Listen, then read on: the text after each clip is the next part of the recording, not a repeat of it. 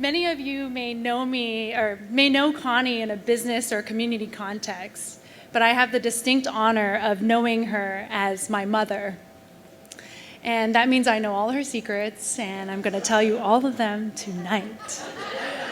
Hi, everyone. I'm Jen Lau, and I'm Connie and Russell Lau's daughter. And here with me on stage is my brother, Gregory Lau. Our brother, who's in San Francisco, wasn't able to make it tonight, but he forewarned me not to overshare. But one thing you may not know about my mom is she loves really trashy sci-fi movies and videos that puts all of us in our family in pain when she's watching them, but she just can't get away from them. Now, let me tell you something interesting about our family. We run our family like a small business. We value transparency, communication, and brutal honesty, the latter of which is probably more Chinese than anything else. And throughout my life, we've developed a really strong, trusting relationship with one another. One of the things that I always knew growing up is that my parents would always put my interests or my brother's interests first.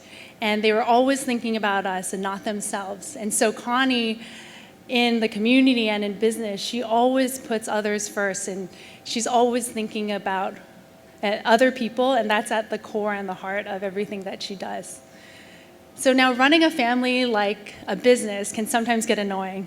My little brother, Eric, would often complain, and it might have been because he's a teenager or because it's Eric, the littlest one, but he would always complain about, why can't our family be like every other family and talk about normal family things like football or sports or TV shows? Like, why are we always talking about how companies and organizations and people like you can have an incredible impact in the community?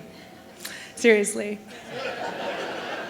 And by the way, when I was in college and I was applying to investment banking jobs, I told the interviewer that I really want to join your company because you have the reach and the resources to drive triple bottom lines. Suffice it to say, I didn't get any jobs, but now from the videos, I know who I can blame. My mom. But back to running family like a business.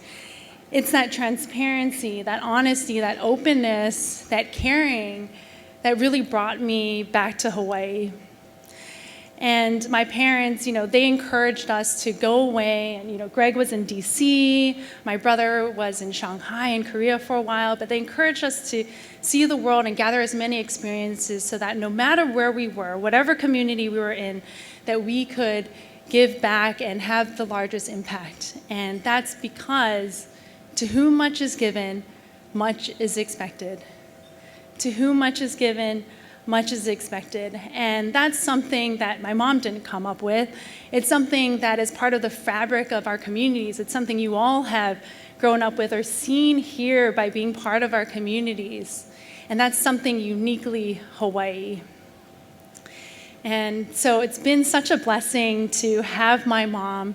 One of the biggest blessings in coming back is really seeing my mom spend time with my kids, Blake and Sloan. So Blake is 2 going on 3. He's rambunctious and crazy. My mom and dad spoil him with ice cream. And my daughter, who's 9 months old, and she's such a sweetheart.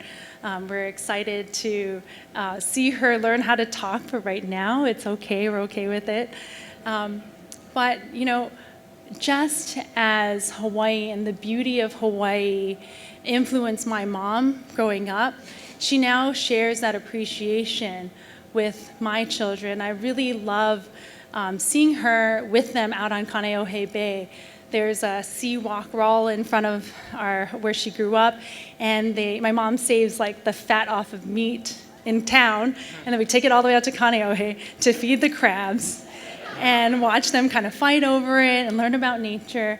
And watching the rain come across the bay or the moon rising above the ko'olaus, those are distinctly Hawaii things. Those are things that make us unique, and it is those moments, whether spoken or unspoken, that gets shared, passed on, learn, taught, taken, and given that makes Hawaii so special, but also it's something that I hope teaches my kids and helps them to be creative in finding their connectedness to Hawaii. And hopefully in how they do that, they can preserve Hawaii and be a catalyst for a better Hawaii. And so that's for the HEI people, catalyst for a better Hawaii. But I do want to thank Historic Hawaii Foundation for this special tribute to my mom. And I want to thank my mom for lighting the way, for paving the way and being strong shoulders for all of us to stand tall on. Thank you. We love you, Mom.